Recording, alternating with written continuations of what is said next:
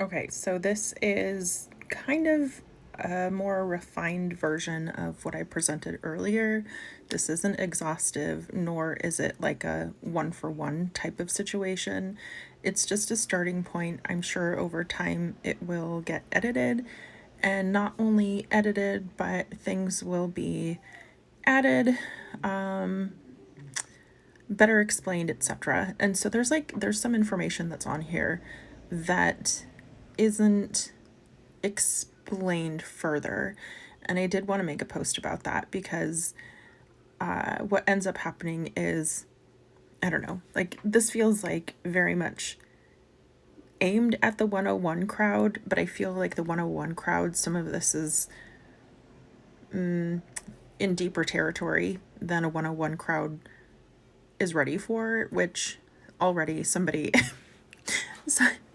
over on my other platform, they were like, once again, another post that ignores classism. And I'm like, actually, no.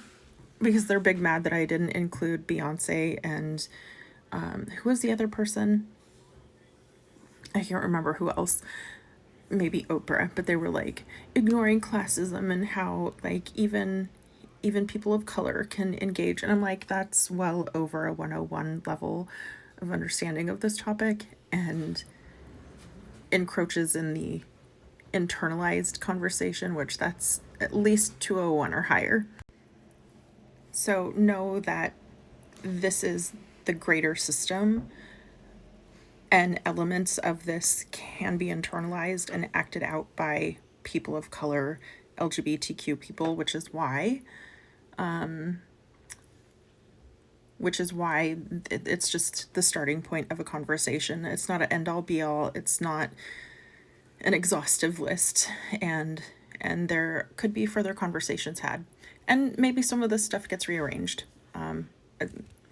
This is just where I'm at in helping people get an understanding of why a lot of times people like Colleen Hoover, Blake Lively, Taylor Swift, etc. will be like the biggest problem in the world is patriarchy and misogyny, and then won't understand how white feminism and white liberalism can also harm people of color, other LGBTQ, etc. And then this part, I really put this in here only because it still bugs me that in the docuseries from Taylor,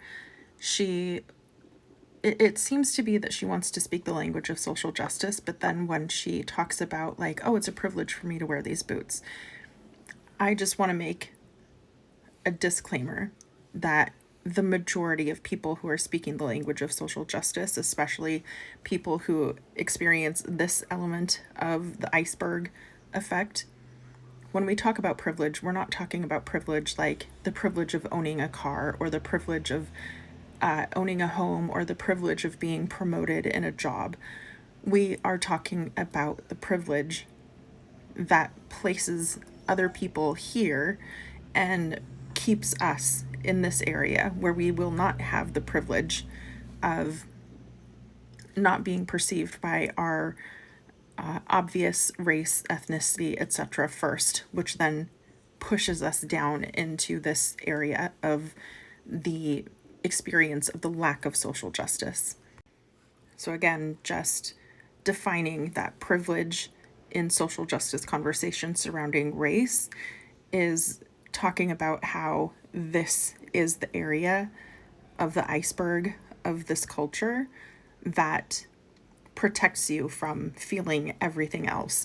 It protects you from the reason why people, when specifically white people, are like, why is everything about race? Because for us, everything is. Everything is. And that is the privilege that you don't have to experience the rest of this.